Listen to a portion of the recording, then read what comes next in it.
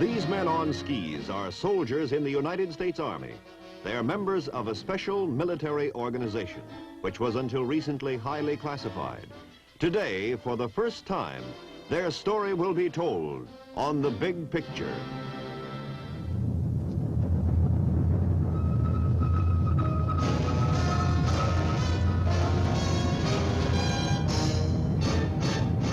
The United States Army presents The Big Picture, an official report produced for the armed forces and the American people.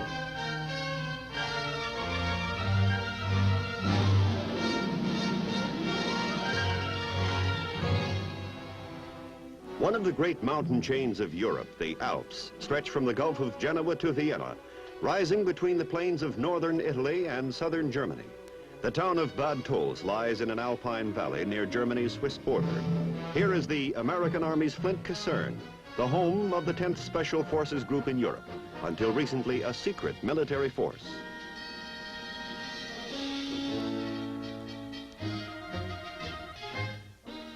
The 10th is one of 3 Special Forces groups located in Europe, in the continental United States, and in the Far East.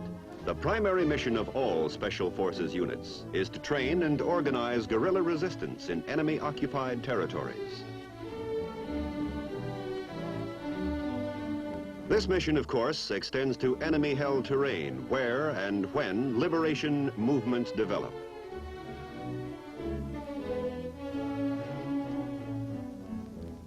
The role of the men of a Special Forces group is unique, and its members are uniquely trained and qualified to carry out their hazardous and adventurous assignments.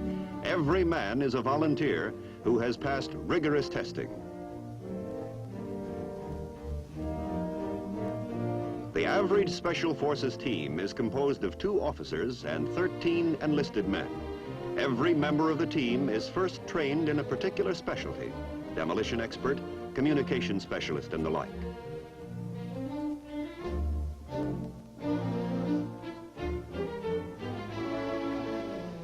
Every member of the team is then cross-trained. Should the demolition expert on a team be injured or captured, every other member of the team could handle the missing man's assignment.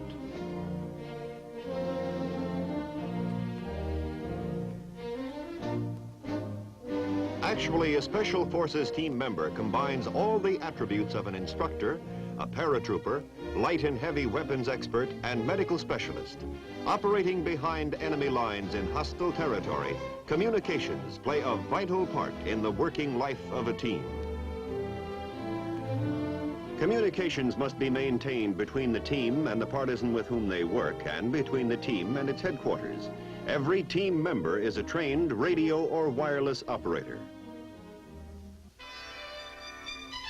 Because the job calls for rugged men with great physical endurance, calisthenics are not only an important part of the initial training period, but a day-to-day, year-round activity.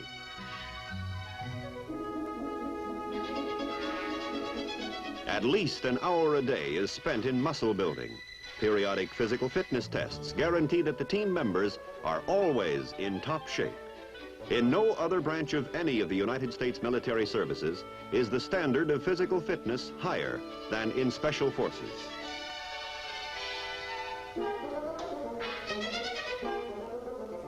Because the teams are trained as experts in guerrilla warfare, a thorough knowledge of judo is required of the men.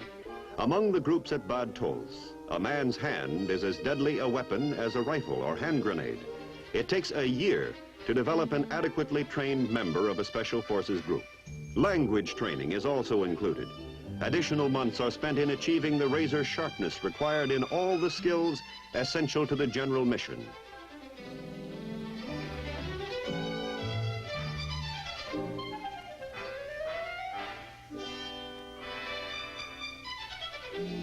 Although the study of underwater diving techniques is not a required part of the training program at Bad Tolz, 100% of the men here have volunteered to add skin diving to their list of specialties. Strong lungs are essential in mountain climbing, cross-country skiing, and any sort of airborne operation. Practice with aqua lungs helps to develop lung power. Underlying the entire Special Forces training program is the cardinal rule, learn to operate in any and all physical environments, in mountains, in snow, in the desert, the jungle, even underwater.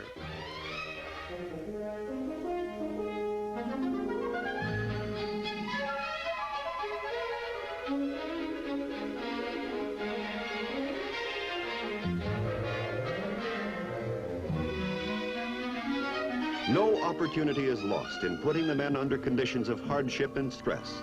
Practice in switching aqualungs underwater helps to develop a sense of discipline under artificially severe conditions. It also makes for calm nerves in times of crisis.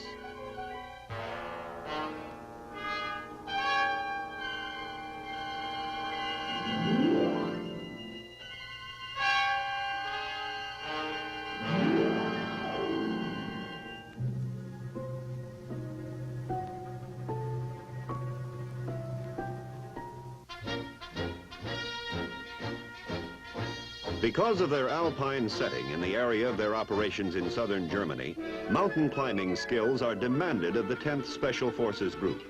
Muscles conditioned by rope climbing in the gymnasium are put into use here on a nearly vertical cliff face.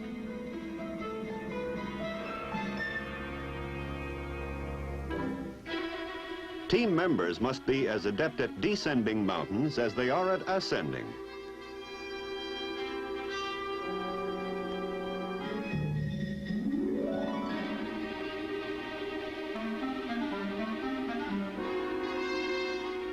Although they are paratrooping mountain climbing skin divers, the incidence of accidents in Special Forces groups is no greater than that throughout the Army in general. This is solid evidence of the high degree of skill attained by these guerrilla warfare specialists.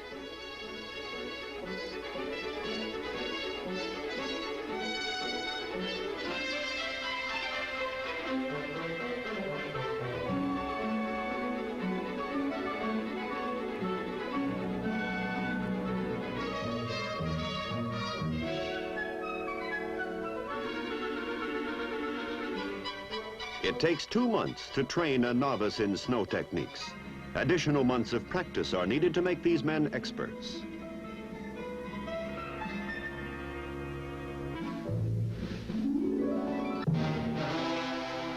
To develop endurance among the Special Forces teams, 20 or 30-mile cross-country hikes on snowshoes are routine. The ability to move fast through any kind of terrain is a prime requisite of the Special Forces soldier. In future operations, his life may well depend on such versatility.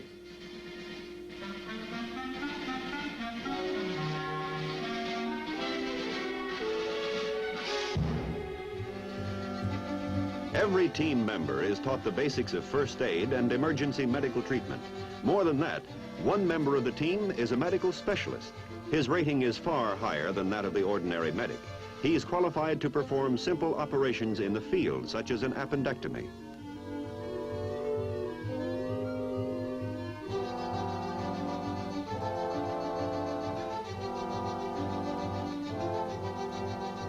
The knowledge that his team possesses a field doctor is reassuring to the Special Forces soldier.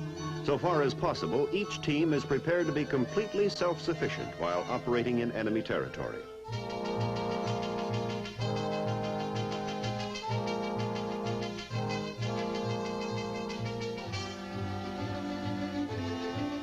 Although there are parachute rigging experts attached to the Special Forces group, every team member is also taught to rig a chute.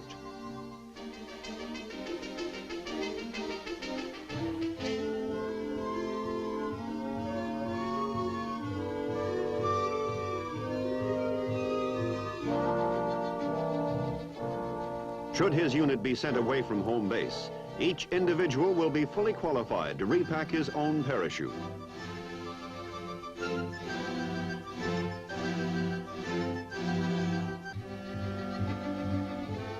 A thorough understanding of how his parachute works gives the jumper added confidence just before diving out of the plane into space.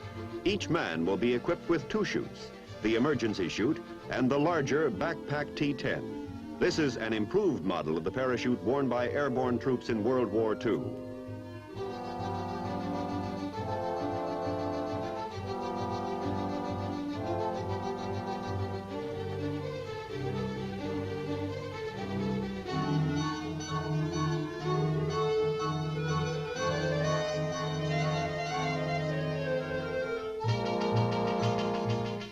Its larger canopy and improved design make for easier descent, and the increased maneuverability reduces the chances of mid-air collisions.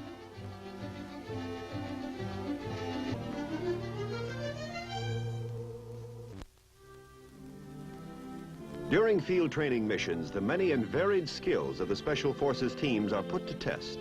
A typical mission involves 3 different groups from Bad Tolls, the attack unit being briefed here, another group who will play the role of partisans, and a 3rd unit, which will act as an aggressor force. At this joint briefing, the drop zone is described and important landmarks pinpointed.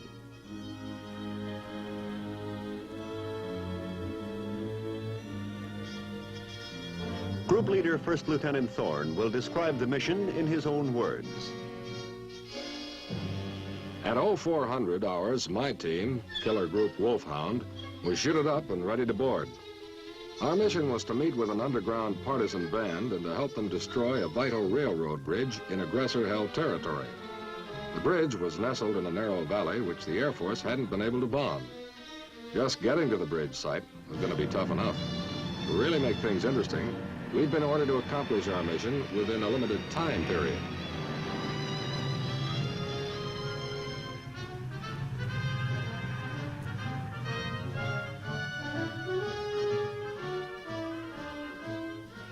The partisans had been told by radio to expect us to land shortly before dawn. We were counting on their meeting us near the drop zone. At 0500, we were nearing the drop zone. From drop time, we had only 7 hours with a lot to do.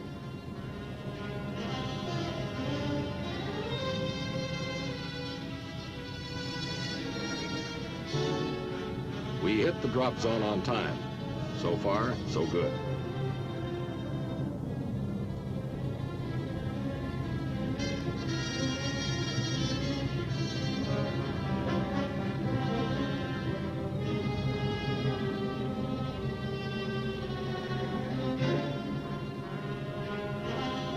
The partisans are right on the spot, ready to give us a hand when we land with our supplies and equipment. With us, we brought skis, radios, weapons, demolitions, and medical supplies for ourselves and the partisans.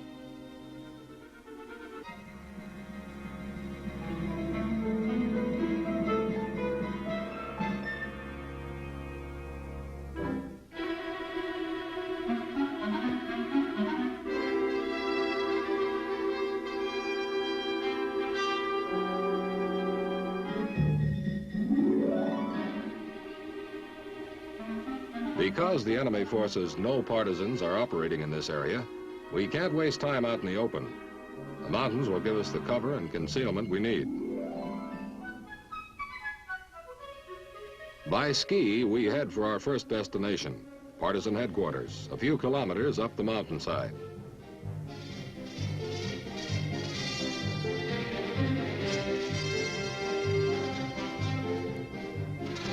For their headquarters, the partisans have selected an abandoned woodcutter's hut. From the drop zone to here, we haven't passed another building or another person. The hut looks like a perfect jumping-off spot for our mission.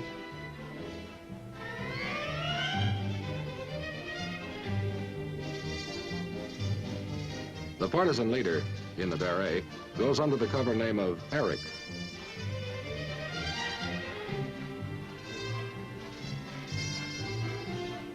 As well as demolitions for our primary target, the bridge, we've brought along anti-personnel mines. Because part of our job is teaching, we give the guerrillas a brief course in how the mines operate.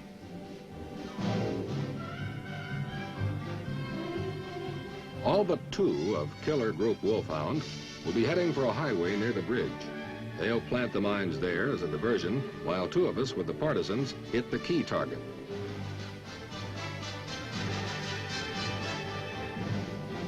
It's 0700 hours when we're ready to leave the hut. 5 hours left to complete the mission. And according to Eric, who speaks English and German, we've got nearly 20 kilometers of rugged country to cover in that time. Eric also tells us that the bridge will probably be heavily guarded.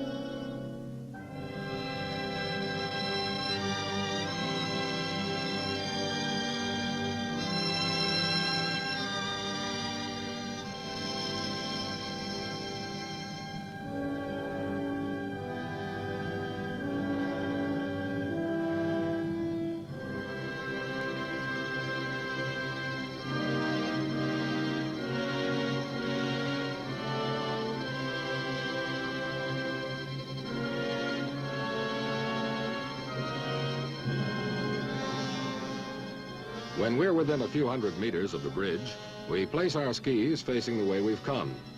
Once we hit, we want to get out of there fast.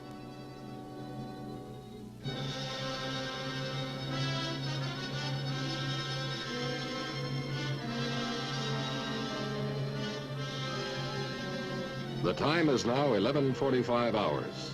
The cross-mountain hike took longer than either Eric or I figured. Now we have less than 15 minutes to line up our operation, strike, and be on our way.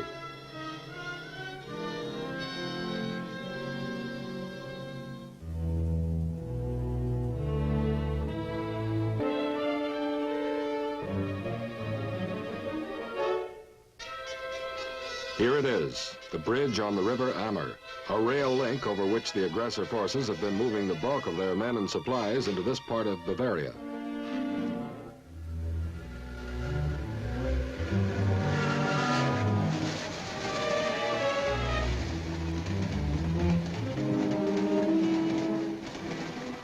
And, as warned, the bridge is heavily guarded.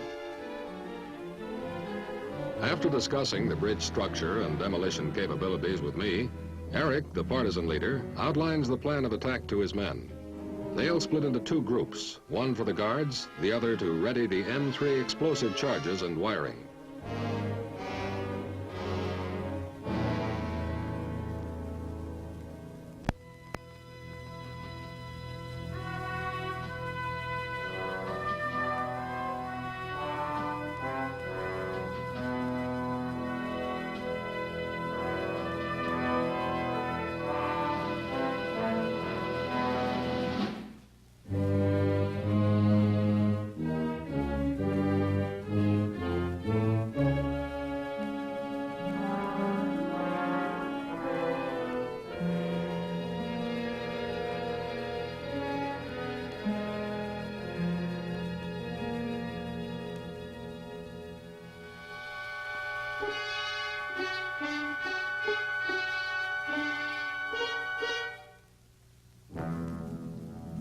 Getting the guards out of the way before they can sound the alarm is going to be one of the ticklish parts of our assignment.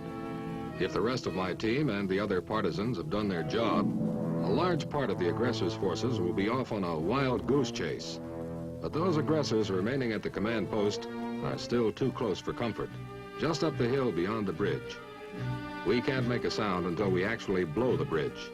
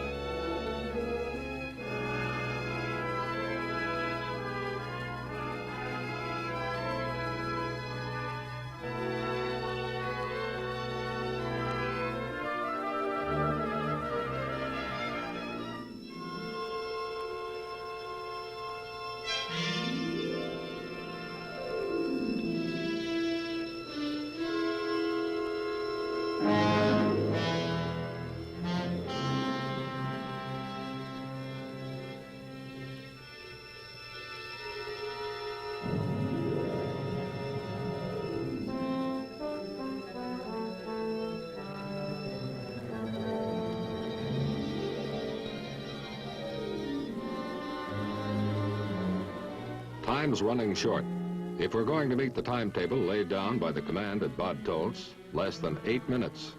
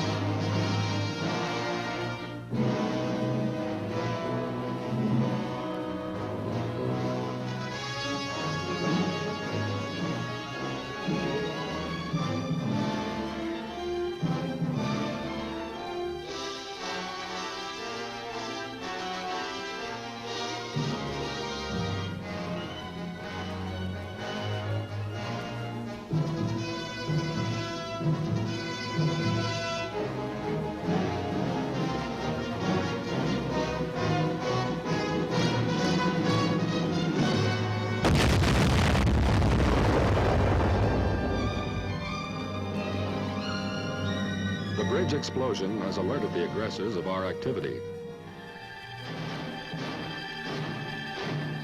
They have dogs and men who know the terrain. Should they overtake us, our mission will only be partly successful. We've got to move fast and keep distance between them and us.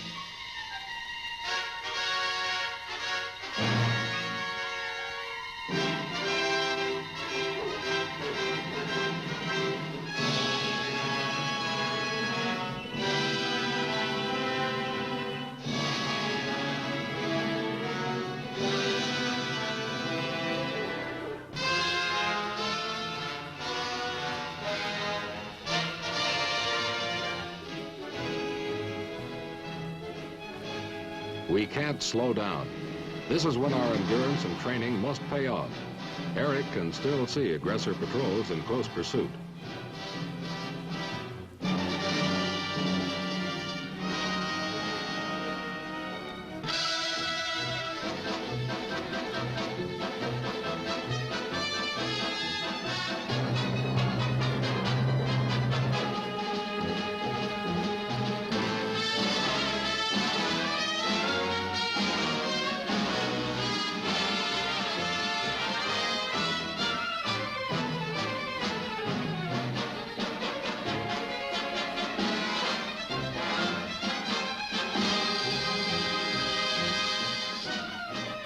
But we've managed to outdistance the aggressors. They'll be forced to withdraw and give up the chase.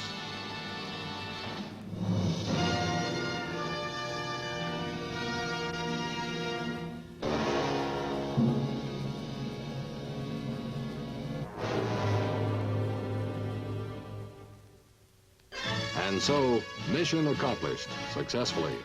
The team has a right to feel proud, but that doesn't mean they'll be resting on their laurels.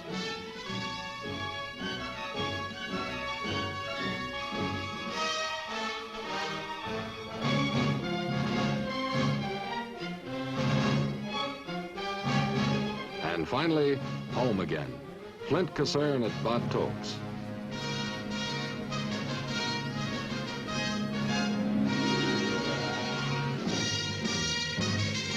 Tomorrow, they'll be out for more training, climbing mountains or making practice jumps. It's a rugged, exciting job, and no soldier with 10th Special Forces would have it any other way.